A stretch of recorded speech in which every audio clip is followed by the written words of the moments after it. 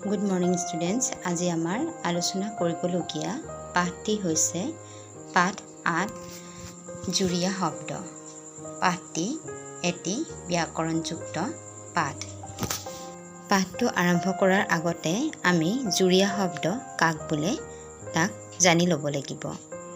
জুৰীয়া শব্দ হ'ল বিভিন্ন ভাৱ বুজাবলৈ জোৰা জোৰাকৈ কিছুমান শব্দ ব্যৱহাৰ কৰা হয়। সেইবোৰ শব্দকে জুৰীয়া শব্দ বোলা হয়।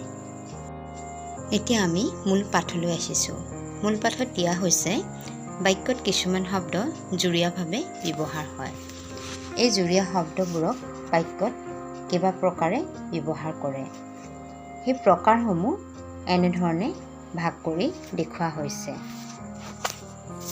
সেই প্ৰকাৰবোৰৰ ভিতৰত প্ৰথমতে কিছুমান শব্দ মূল শব্দটোৰ অৰ্থ বিশেষভাৱে প্ৰকাশ কৰিবলৈ মূল শব্দৰ পিছত একে অৰ্থ বুজোৱা একোটা প্ৰচলিত ৰূপৰ আন একোটা শব্দ বহে। অৰ্থাৎ সেই শব্দকে দুয়োটাৰ অৰ্থ প্ৰায় একে ধৰণৰ হয়। দুয়োটা শব্দই দুয়োটা শব্দক পৰিপূৰক ৰূপে ব্যৱহাৰ কৰিব পৰা যায়।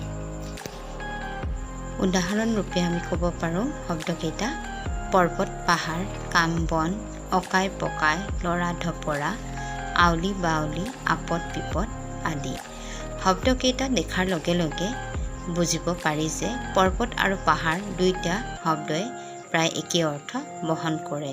ঠিক তেনেধৰণে কাম বন শব্দ দুটাও একে অৰ্থ বহন কৰে।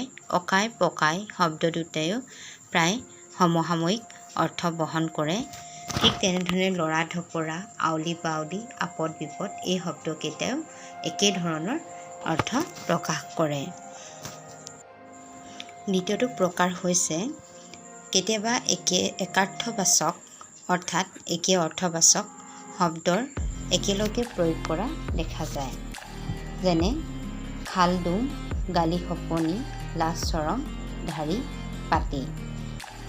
এই শব্দসমূহ হৈছে একেই অৰ্থবাচক শব্দ আৰু জুৰীয়া শব্দৰূপে এনেধৰণে এই শব্দবোৰ ব্যৱহাৰ কৰা হয়। কিতাপত আৰু কেইটামান শব্দ দিয়া হৈছে। সেইকেইটা হৈছে ৰাগ খং ৰাগ, হাট বজাৰ, চৰাই চিৰিকটি, চৰ ভুকু ইত্যাদি।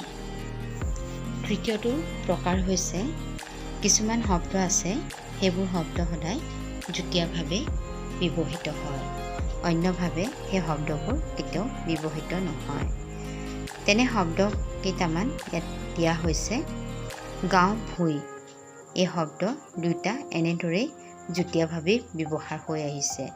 তেলকুৰ এই শব্দটো ঠিক একেধৰণে যুটীয়াভাৱে ব্যৱহৃত হৈ আহিছে। মাছপুঠি, খৰি খেৰ আৰু কিতাপত দিয়া আছে মাজে সময়ে, থৰক বৰক, আহল বহল, মানুহ দুনু, কৰ কাটল, ফুপাই জোপাই, ধনু পেচ, ভাত পানী ইত্যাদি এনেধৰণৰ শব্দসমূহ কিতাপত উল্লেখ কৰা আছে। এই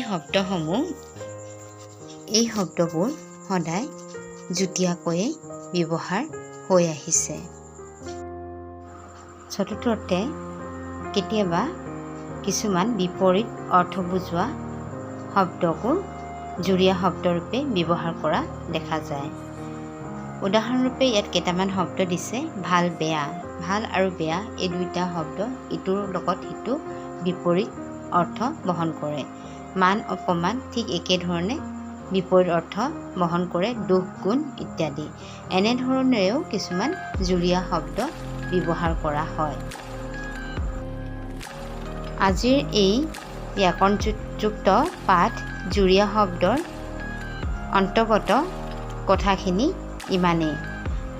ভিডিঅ'টোত জুৰীয়া শব্দ কাক বোলে আৰু জুৰীয়া শব্দক কিদৰে ব্যৱহাৰ কৰা হয় আৰু কেইটা প্ৰকাৰত ব্যৱহাৰ কৰা হয় এই আটাইখিনি পাঠটিৰ যোগেদি দিয়া হৈছে। Thank U.